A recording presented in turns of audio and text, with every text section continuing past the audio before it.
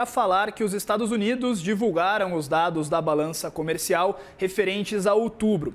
E olha só, o resultado surpreendeu e muito os analistas, uma vez que o déficit veio muito abaixo do consenso.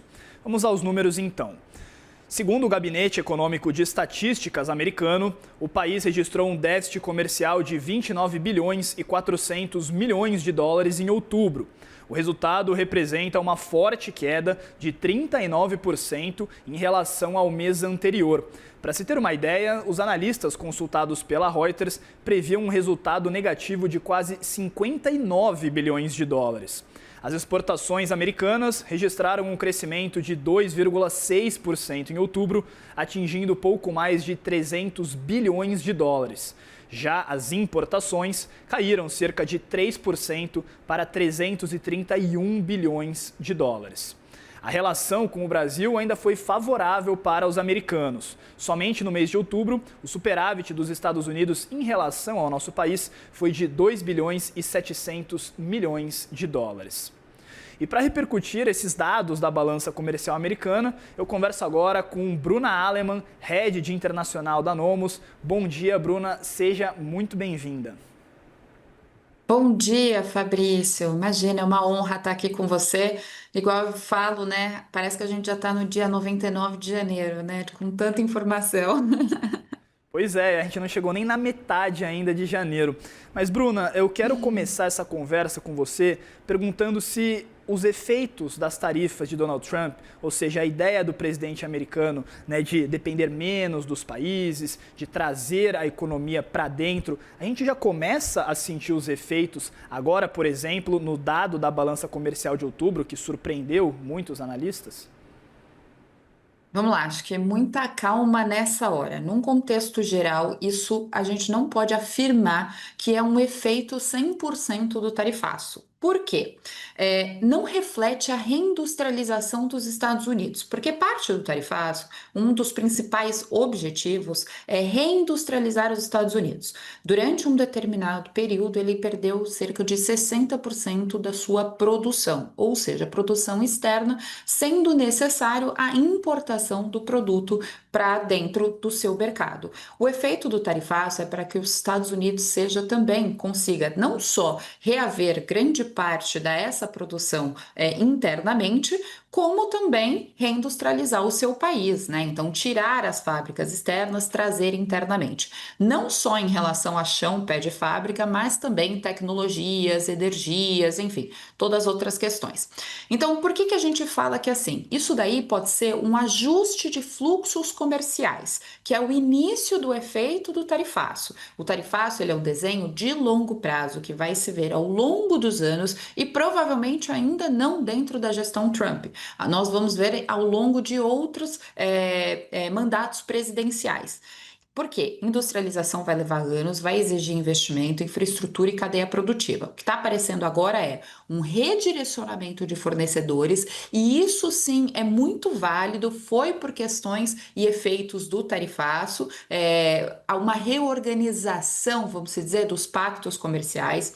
Pode ter havido também um ajuste de estoque, né? Isso daí também é necessário versus o consumo dentro dos Estados Unidos, uma renegociação de contratos comerciais e uma queda pontual dessa importação, mas não uma substituição doméstica. Veja que os Estados Unidos ainda também seguem com uma pressão relativamente, não tanto quanto em outros países, mas relativamente ainda pressionada, tá? Então é isso que a gente precisa enxergar. Não dá para olhar e falar, sim, foi 100% o efeito do tarifaço. Tanto que se a gente vê tantos os países que tiveram superávit, como o Brasil, e aqueles que ainda continuam em déficit, ainda precisam de ajustes. Mas sim, é o início de um efeito de transição e também dessa particularidade que foi o efeito do tarifaço do Trump.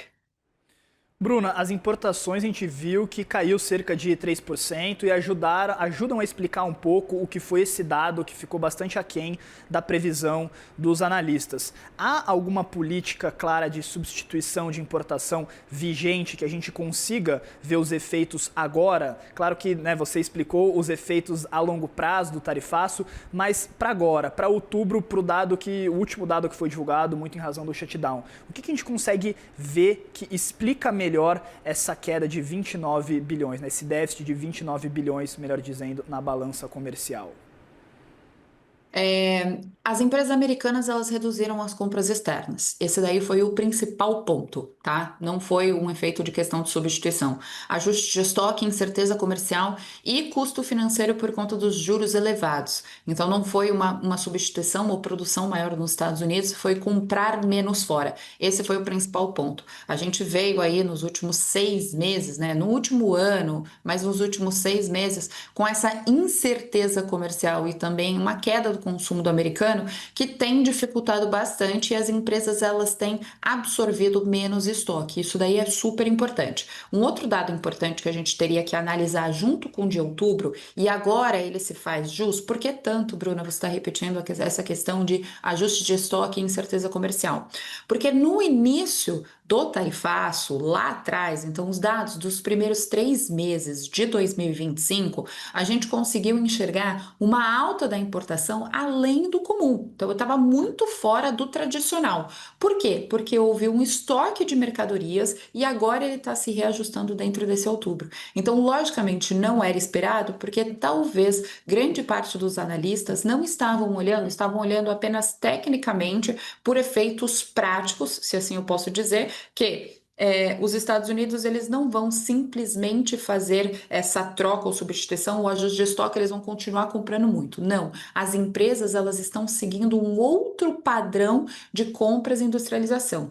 E tem um outro ponto importante que eu acho que vale a gente trazer, que nos últimos 6 meses o Trump tem feito acordos com determinadas marcas americanas e internacionais para essa reindustrialização, que aí sim, agora, a partir do momento 2026, 2027, a gente vai começar a enxergar quais são as empresas que vão começar a fazer investimento internamente dentro dos Estados Unidos. Então, isso também, ou uma questão de aumentar a sua infraestrutura para poder produzir mais, ou também, ao longo do tempo, responder a essa demanda interna que os Estados Unidos precisam. Bruno, eu quero seguir então falando sobre o ajuste de estoques, né? As empresas, é claro, quando há o anúncio do tarifaço, elas se preparam e há um baque nas importações, há maiores estoques, mas esses estoques eventualmente vão acabando. Eu queria perguntar a você se a partir de 2026 esse ajuste e essas incertezas de importação devem impactar muito no preço, né? Na inflação, nos preços aos americanos. Se a gente já começa a poder ver alguns indícios de que isso de fato, em janeiro, em fevereiro, enfim, no primeiro trimestre do ano lá nos Estados Unidos, vai haver um impacto muito forte nos preços. Com certeza, a gente pode ter inclusive um efeito rebote. É muito interessante você trazer isso, né? Que assim, ao mesmo tempo que o tarifaço teve esse ajuste de estoque das empresas, o consumidor americano consumindo menos, mas agora a gente tem uma queda de juros, as empresas com menos estoque. Com certeza, se você olhar tudo isso, economicamente vai acabar não fazendo sentido, ou seja, ao invés de não pressionar a inflação, você tem menos produtos, mais pessoas procurando, porque o juros está caindo, então com o dinheiro na mão, aquele consumidor vai querer consumir mais, né? E todas as iniciativas paralelas do Trump, só que tem pouco produto, o preço vai aumentar e vai acabar fazendo uma pressão inflacionária. Sim, a gente pode ter um efeito rebote em relação a isso. Agora, o que eu acho que nós vamos enxergar em 2026, talvez seja. Eu não queria utilizar a palavra inconsistência, mas talvez seja uma não previsibilidade, acho que é melhor. Uma não previsibilidade desses dados econômicos e também vai exigir de nós, que estamos aqui conversando, ou como nós vamos analisar os próximos dados ao longo do ano, de unificar demais dados para poder entender como está se desenhando a economia americana. Olhar o índice de poupança do americano, olhar a pressão inflacionária, então agora no final de janeiro a gente já vai ter os dados do ano, né? Então, isso daí vai ser muito importante a gente entender os dados do ano, entender como o Fed está desenhando essa questão dessa taxa de juros para ver para onde o mercado vai, porque se pressionar, se descer mais e pressionar com que os americanos tenham mais dinheiro com corte de juros, ou seja, a gente vai acabar tendo um efeito rebote em relação a isso. Então, todo esse ganho que os Estados Unidos teve em relação a outubro, ele pode voltar a uma estaca enfim, voltar ali ao pessimismo anterior aos números anteriores. E também um outro dado muito importante é a questão do índice de confiança do consumidor e também os índices de consumo. Então, todos esses unificados, como eu tenho falado, principalmente em relação à taxa de juros, e agora a gente vai olhar cuidadosamente também a balança comercial, é ver se esses dados eles vão levar a gente para algum lugar. Então, 2026 vai ser aquele ano que nós vamos olhar todos os meses, dado a dado, e pode ser sim que de um mês para o outro a gente tenha um entendimento diferente. E a gente, seguindo nessa análise, agora falando especificamente do Federal Reserve, do ciclo de corte de juros, o quanto isso aumenta a incerteza? Porque no segundo semestre do ano passado, os cortes estavam precificados, era algo que o mercado esperava. A partir de agora, com esse efeito rebote nos preços e a imprevisibilidade das ações na economia, como que isso pode, e a gente tem, é claro, um Federal Reserve, um dos mais divididos da história, como isso pode ajudar com a imprevisibilidade no ciclo de corte de juros dos Estados Unidos? Com certeza uma estagnação no corte de juros, tá? Não acho que vai aumentar, acho que ninguém quer isso e vai acabar causando, por mais que Banco Central seja uma autarquia, né, uma instituição totalmente autônoma, ela tenha que lidar dessa forma, mas vai acabar tendo uma pressão política muito grande. Então, eu acho que a forma que ele vai conseguir lidar, caso tenha esse efeito rebote, principalmente dos preços em relação ao estoque, vai ser segurar a taxa de juros por esse determinado percentual por mais tempo.